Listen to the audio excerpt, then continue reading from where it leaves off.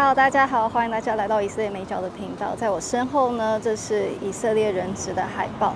那今天是2025年的7月11号，那就想要跟大家谈一下在加萨发生在以色列人质身上的事情。那10月7号以哈战争的开始，就是在10月7号的早上，哈马斯冲进了以色列和加萨之间的围栏。那个时候，以色列跟加萨就是哈马斯是有和平协议的。但是哈马斯就冲进来，杀了1200多个以色列平民，然后绑架了251个以色列人。这也是为什么在以色列会看到很多这样子的关于人质的海报，以及像这样子的黄缎带，就是在呼吁人质可以快点平安的回来。像这边就是人质的海报，那旁边呢就是在以哈战争中牺牲的以色列士兵。那这个人质海报上面写Slicha， 很抱歉，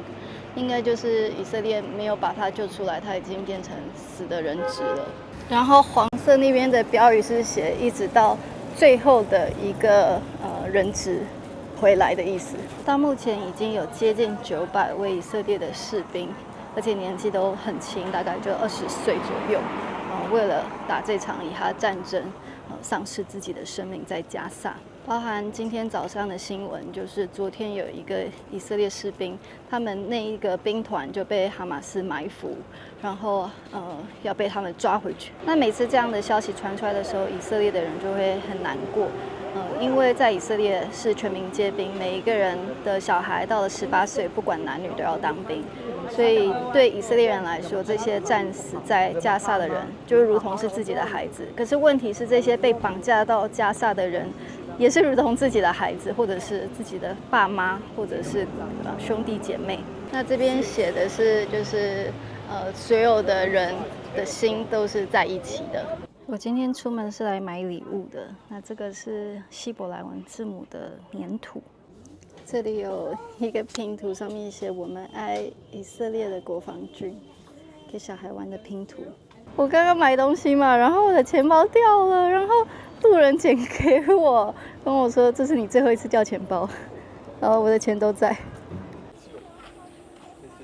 这些是以色列的人质，他还活着。那现在过了644天，以色列人还是持续的付这样子的代价。这是因为他们也没有别的选择，以色列人他们非常的注重生命，被绑去加萨的人，现在50个人质里面活着的是22个人。那目前最新的消息就是纳坦雅胡去了华盛顿嘛，然后目前可能会有60天的停火协议，然后会让哈马斯选10个活的人质回来。那这对人质的家属来讲很煎熬，因为22个活的人质里面，大家都希望可以在这个名单上面，然后最好是一次22个人都被活的人质都可以被放回以色列。可是这就是以色列的软肋啊，然后也是哈马斯唯一的筹码，所以他们也不会这么轻易的就把所有的人质放回来。那我最近看了一个以色列人质的见证。他的弟弟，我们曾经在特拉维夫的人质广场那边见过。那他这个人质，他的女儿，2个女儿，跟他的太太，还有他的哥哥，都被哈马斯杀害。他在1年多的时间在加萨听了哈马斯很多的谎言，他自己的体重从70公斤降到44公斤，因为他们每一天能够得到的就是快半的披萨饼。那赎罪日的时候，至少是设一大餐，然后你禁食24个小时。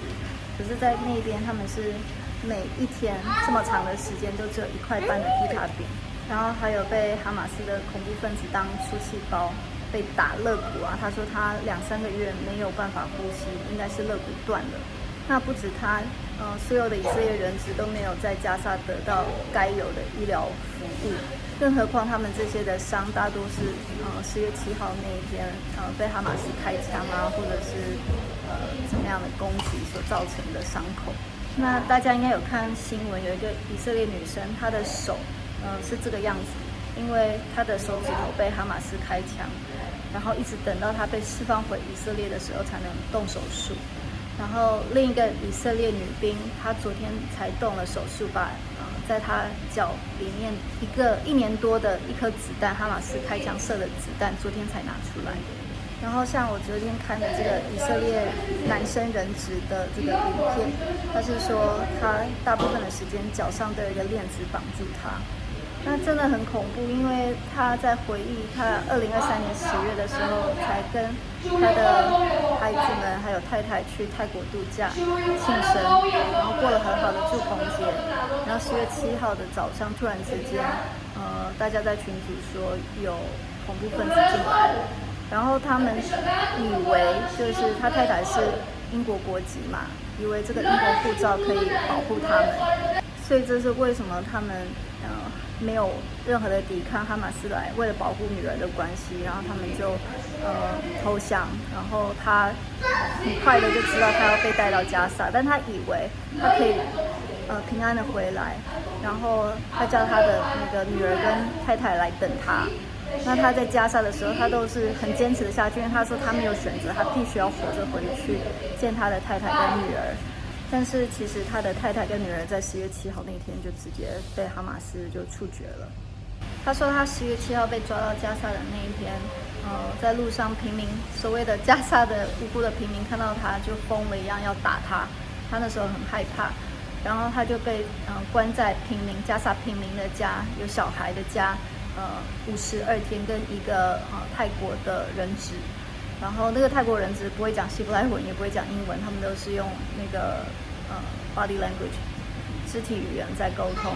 然后接下来他被带到一个清真寺下面的哈马斯的隧道，然后就一直被关在那里，然后完全看不到外面的世界。我记得他有在别的地方讲到说，他回来以色列以后，光是去冰箱拿可乐这个动作对他来讲都是一个奢侈。然后他们在回来以色列的这个路上，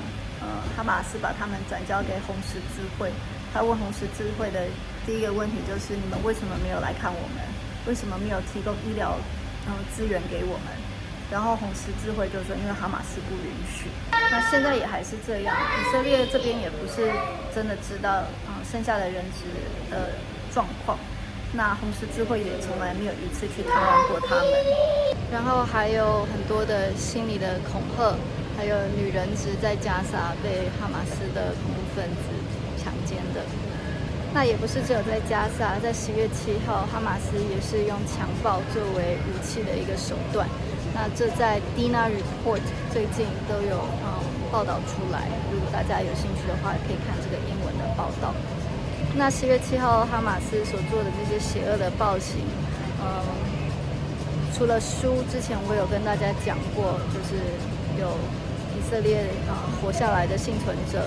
然后还有萨卡，就是搜救人员，他们就是从这些尸体上面可以看得出来，他们在生前被遭受了什么样的折磨。有在书里面，我会放在资讯栏，大家如果有兴趣的话，可以去看，有简体中文版。在 Amazon 上面，然后另外一个就是在网站上你们也可以看到一些很可怕的照片。虽然说以色列人的生活好像继续照旧，就像是伊朗跟以色列的这个战争12天突然结束，大家就突然又正常生活。可是其实即便大家不去讲，每一次看到新闻大家都很难受，因为总有认识人还在当兵。那以色列也把当补充兵的年龄往上调，所以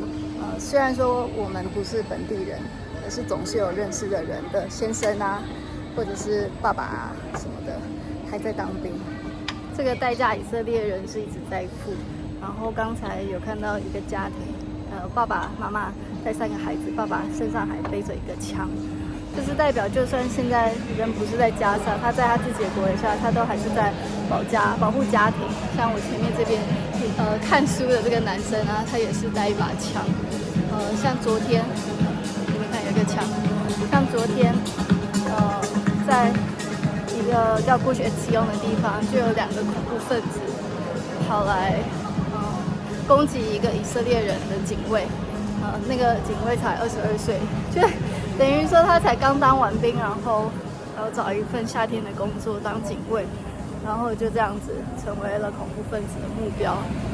然后很遗憾的是，他没有活下来，就被这两个就这样子22岁在自己的国家就被杀害。所以以色列人为了有这样的一个国家，他们真的是不断的付代价。那我要做结尾之前呢，我再讲一下，现在活的20个人质里面有2个也不是以色列人，一个是泰国人，另外一个是尼泊尔人。这个一平，我们之前有做一个影片，是一个以色列人为尼泊尔人发声，因为他很喜欢尼泊尔。那也确实啊，这一场战争，尼泊尔政府、泰国政府、坦桑尼亚政府，或者是其他以色列人，因为他们有双重国籍的，那些国家的政府，大概除了美国以外啦，可能真的只能靠以色列来完成救人质的这个任务。总之呢，希望人质能够快一点回来。那这个影片也是回应我自己上一个影片在特拉维夫拍给大家看，发生的事情。那就有蛮多的留言，就是说我为什么不去加萨看？那其实我在《以哈战伤》的这本书就已经很清楚的解释战争的由来，不只是10月7号那天发生的事情，而是之前的历史。那这些都很重要，你不能够看一个现象，然后就忘记为什么这件事情会开始。因为如果不需要战争的话，当然是最好。但是如果这样的话，一个国家可能也不需要军队，也不需要警察，是吧？那这就是战争为什么很残酷的地方，也是为什么我希望赶快不要有战争的原因。只是以色列很希望把人质救回来，然后面对哈马斯这样子的恐怖组织，没有更好的方法，他们也没有要投降，也没有要还回人质的意愿。那圣经以赛亚书40章写说，你们的神说，你们要安慰我的百姓。这真的是一个呼召，也是一个挑战，特别是在这种很多的资讯，是刻意的，好像去抹黑以色列，然后对以色列有很多的不信任在里面。那以色列已经做了很多很好的事情，可是世界他不想要看，包含以色列在人道救援里面，最近才放了5100万的食物给加沙的人。以色列做很多降低平民伤害的举动，但是哈马斯有很多的谎言，那全世界宁愿去相信哈马斯的谎言，一个恐怖组织的谎言，那没有办法。那神给基督徒的呼召就是去安慰神的百姓，就是对他们有一份理解，对他们有一份信任，有一份支持。那我觉得这是神给我们这个季节可以做的事情。所以今天的影片就到这里了，大家拜拜。